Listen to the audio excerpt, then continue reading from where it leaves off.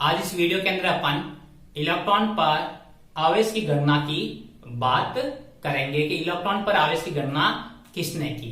तो इलेक्ट्रॉन पर आवेश की गणना या calculation of charge on electron की बात करते हैं तो ये गणना मिलिकन ने की। किसने की? मिलिकन ने। मिलिकन ने तेल बूंद प्रयोग करके, तेल बूंद प्रयोग ऑयल ड्रॉप एक्सपेरिमेंट के द्वारा इलेक्ट्रॉन पर आवेश की गणना की। उन्होंने क्या किया?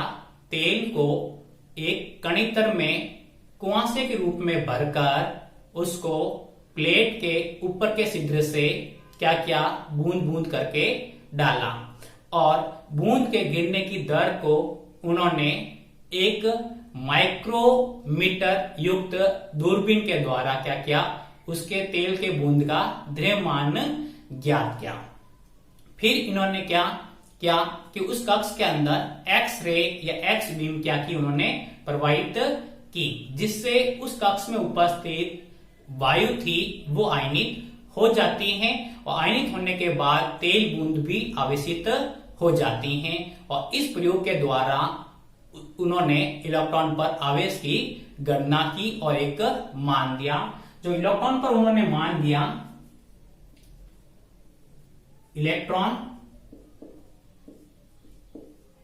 पर जो आवेश का मान दिया, आवेश का मान -1.6 इंटू 10 की पावर -19 कूलाम। या फिर अपन इसका जो दूसरा रूप भी कह सकते हैं, इसको ऐसे भी लिख सकते हैं 1.6022 इंटू 10 की पावर -19 कूलाम दिया। ये इन्होंने कैलकुलेशन करके इलेक्ट्रॉन पर आवेश निकाला -1.6 इंटू 10 की पावर -19 कूलाम। या फिर इसको ऐसे भी लिख सकते हैं 1.6022 इंटू 10 की पावर -19 कूलाम दिया।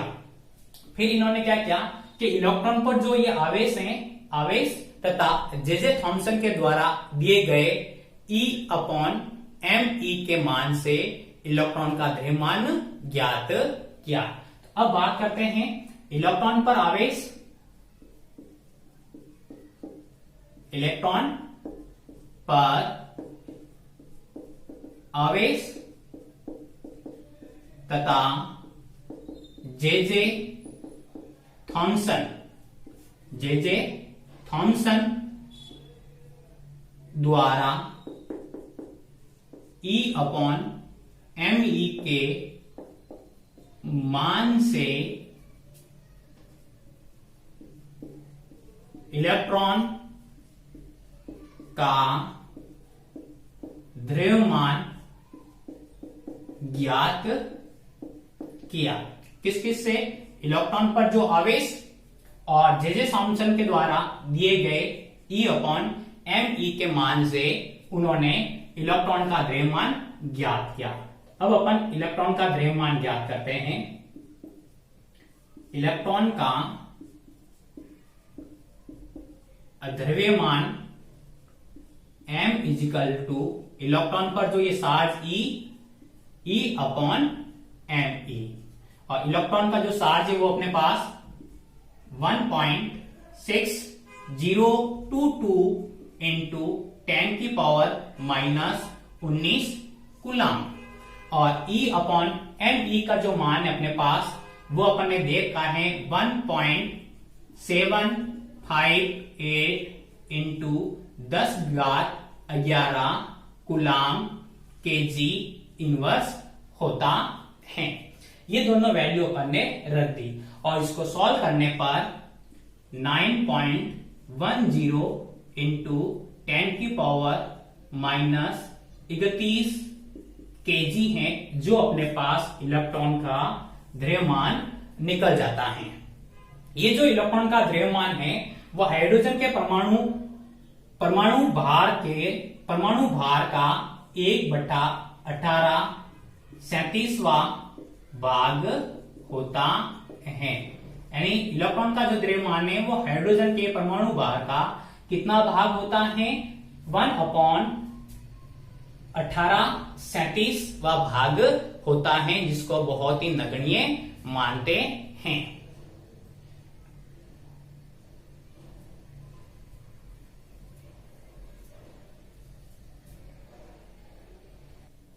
अब बात करते हैं अपन प्रोटॉन की खोज किसने की। तो प्रोटॉन की जो खोज है वो गोल्डस्टीन ने की। किसने की?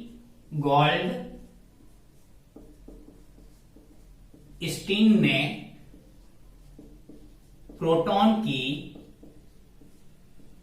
खोज की।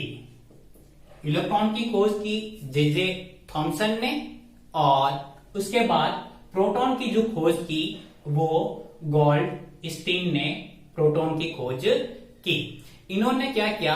जो कैथोड ट्यूब एक्सपेरिमेंट था, उस कैथोड ट्यूब एक्सपेरिमेंट में क्या किया? थोड़ा सा क्या किया?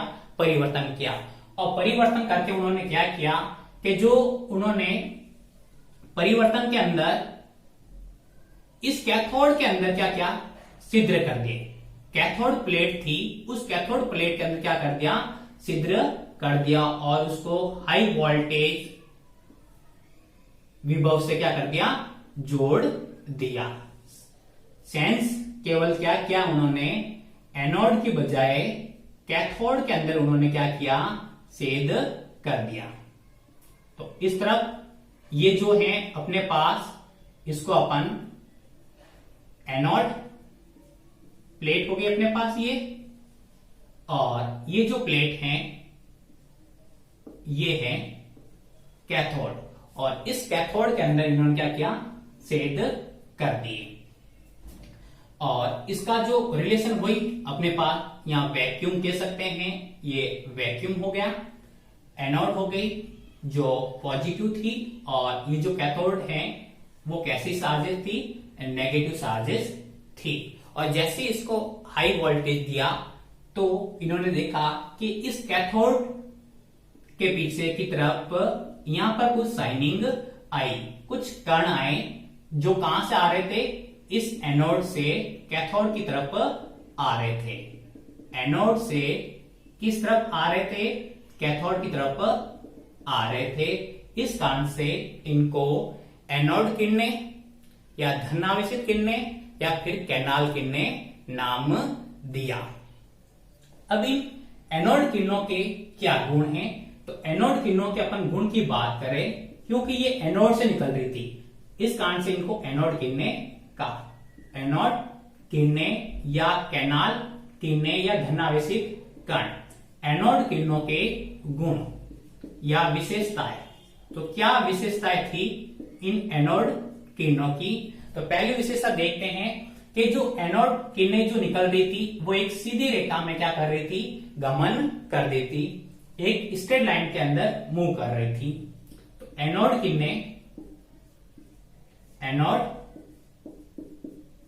किरणें एक सीधी रेखा में गमन करती हैं। उसके बाद दूसरे पॉइंट की बात करते हैं। तो एनोड किरणों का आवेश तथा द्रव्यमान E/mE उस गैस की प्रकृति पर निर्भर करता है। यानी ये जो एनोड किरणों का जो आवेश और द्रव्यमान है E/mE है, उस गैस की प्रगति पर क्या करता है? निर्भर करता है। और बात करें तो एनोड किरणें कैथोड नलिका में भरी गैस की प्रगति पर निर्भर करती हैं। इसके अंदर जो गैस भरी होती हैं उसके ऊपर ये एनोड किरणें क्या करती हैं, डिपेंड होती हैं। फोर्थ पॉइंट की बात करें अपन, एनोड किरणों पर विद्युत तथा चुंबकीय क्षेत्र, कौन सा, विद्युत व चुंबकीय क्षेत्र लगाने पर, चुंबकीय क्षेत्र लगाने पर ये किरणें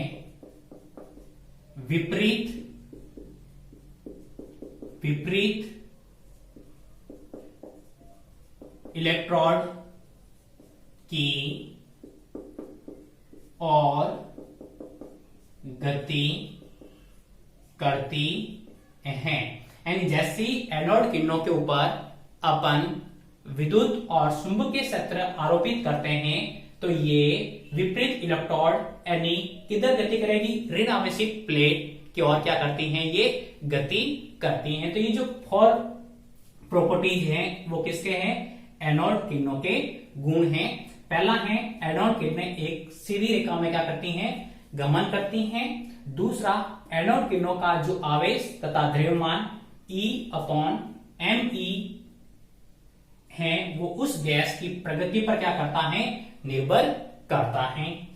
एनोड किरणें कैथोड नलिका में भरी गैस की प्रगति पर भी क्या करती हैं, निर्भर करती हैं। और एनोड किरणों पर विद्युत तथा चुंबकीय क्षेत्र लगाने पर ये किरणें विपरीत इलेक्ट्रोड की ओर यानी ऋणावेशित प्लेट की ओर क्या करती हैं, गति करती हैं। तो ये इस तरह इन्होंने किसकी खोज की, प्रोटॉन की खोज की, गॉल्ड स्टीन। अपन न्यूट्रॉन की खोज की बात करते हैं कि न्यूट्रॉन की खोज किसने की। तो न्यूट्रॉन की खोज जेम्स सैडविक, किसने की, जेम्स सैडविक। सैडविक ने है वो न्यूट्रॉन की खोज की। उन्होंने क्या किया, जो बेरिलियम Be पर एल्फा कण, कौन से, एल्फा कण का प्रहार किया और प्रहार करने से उन्होंने न्यूट्रॉन की क्या की, खोज की। उन्होंने बताया कि जो न्यूट्रॉन है वो कैसा कण है, उदासीन कण है, उदासीन कण होता है और ये परमाणु के नाभिक में स्थित होता है, नाभिक में स्थित होता है। अब अपन ने प्रोटॉन, इलेक्ट्रॉन और न्यूट्रॉन तीनों के खोजकर्ताओं के नाम और कैसे की वो अपन ने देख लिया। अब अपन तीनों के अंदर कंपैरिजन देखते हैं। बात करते अपन पहले इलेक्ट्रॉन, तो इधर अपन ने इलेक्ट्रॉन लिखा, उसके बाद प्रोटॉन और तीसरा अपना मूलभूत कण है न्यूट्रॉन। तो ये तीनों ही अपने क्या हैं, मूलभूत कण हैं जो एक परमाणु के अंदर होते हैं। इलेक्ट्रॉन को E- से डिनोट करते हैं, प्रोटॉन को P से और चार्ज होता है इसके ऊपर प्लस होता है और इसको N से डिनोट करते हैं। अब अपन ये कैसे आवेशित होते हैं, तो इलेक्ट्रॉन ऋण आवेशित होता है। कैसा होता है, ऋण आवेशित होता है। तो इलेक्ट्रॉन ऋण आवेशित, प्रोटॉन धनावेशित, पॉजिटिव होता है ये धनावेशित, और न्यूट्रॉन होता है वो कैसा होता है, उदासीन या न्यूट्रल होता है। अब बात करते हैं इलेक्ट्रॉन पर जो आवेश के मान की कितना आवेश होता है, तो इसके ऊपर आवेश होता है -1.6022 इंटू 10⁻⁻19 कूलम। अब बात करते हैं प्रोटॉन पर आवेश के मान की। तो प्रोटॉन पर आवेश का मान यही होता है, लेकिन ये किसमें होता है, प्लस में होता है। तो इसका जो मान होता है वो प्लस के अंदर 1.6022 इंटू 10⁻⁻19 कूलम। और न्यूट्रॉन पर आवेश का मान 0 यानी 0 होता है। अब बात करते हैं अपन इलेक्ट्रॉन, प्रोटॉन और न्यूट्रॉन के द्रव्यमान की। तो इनका जो द्रव्यमान है इलेक्ट्रॉन का वो होता अपने पास 9.10 इंटू 10⁻31 किलोग्राम, यानी अपन किसकी बात कर रहे हैं, द्रव्यमान की बात कर रहे हैं। और इसका द्रव्यमान इलेक्ट्रॉन का 9.10 इंटू 10⁻31 केजी होता है। प्रोटॉन की बात करते हैं, प्रोटॉन का द्रव्यमान 1.672 इंटू 10⁻27 केजी होता है। अब बात करते हैं न्यूट्रॉन के द्रव्यमान। तो न्यूट्रॉन का द्रव्यमान प्रोटॉन के द्रव्यमान से थोड़ा सा क्या होता है, अधिक होता है, 1.674 इंटू 10⁻27 केजी होता है। इस प्रकार से अपन ने इन तीनों के अंदर क्या किया, कंपैरिजन कर दिया, इलेक्ट्रॉन, प्रोटॉन और न्यूट्रॉन, और फिर इनके ऊपर किस प्रकार का आवेशित कण होते हैं, इनके आवेश का मान क्या है, ये इनके क्या हो गया, आवेश का मान, आवेश का मान, और ये कैसे आवेशित कण है, और इनके संकेत की बात की अपन ने, तो ये इनके क्या हो जाएंगे, सिंबल, या फिर अपन कहेंगे इनके संकेत, इलेक्ट्रॉन, प्रोटॉन एंड न्यूट्रॉन। और आवेशित कण हो गए, फिर इनके आवेश का मान हो गया, फिर इनके क्या हो गया, द्रव्यमान हो गया किलोग्राम के अंदर।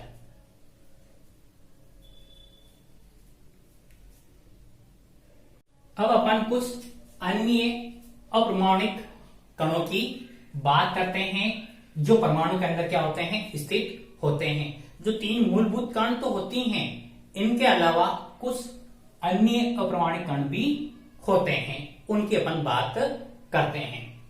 तो उसके अंदर सबसे पहले बात करते हैं, वो होता है पॉजिट्रॉन। पॉजिट्रॉन, और पॉजिट्रॉन के जो खोज करता है एंडरसन।